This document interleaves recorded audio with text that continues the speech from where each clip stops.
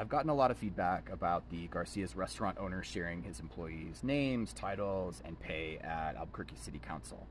And I think people mostly recognize that that's pretty messed up, but I've also gotten comments and DMs from people who say things like, maybe you should have approached him privately first. Don't blast him out like that. Or, he's the business owner, it's his decision.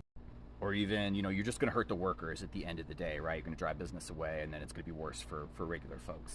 And I guess I would share a couple things, and I have. The first is that, I'm someone who grew up working class and is now middle class, great fortune there. But my dad was a truck driver, an auto mechanic. My mom was an immigrant to New York City from Israel. And I worked in a lot of restaurants. I worked a lot of regular jobs alongside folks who are doing the best they can to make ends meet. And I do take it very seriously, and I think very carefully and closely about if anything that I say or do is going to hurt or harm, working class folks like myself or my family or the people that I live or am around. And the second thing is that I don't think or speak from the perspective of super rich people or billionaires. I have the fortune of having been around some people who I think were millionaires or multimillionaires.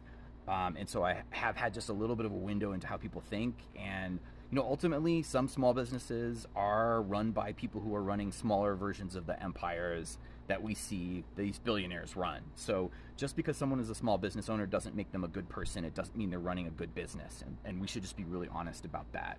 And I don't write or think from the perspective of someone who is always trying to keep the boss happy. That's just the reality of it. It is not the way that I live or think.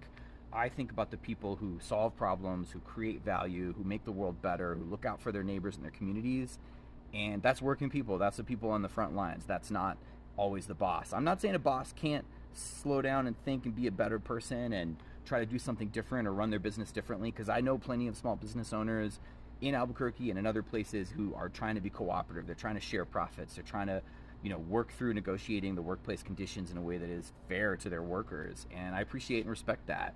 But I'm not automatically going to give that deference to somebody just because they're a business owner or they're a multimillionaire or they're rich. They're not necessarily any smarter, any better, or any nicer than anybody else. And in fact, on the average, they have a lot more room to grow in those areas.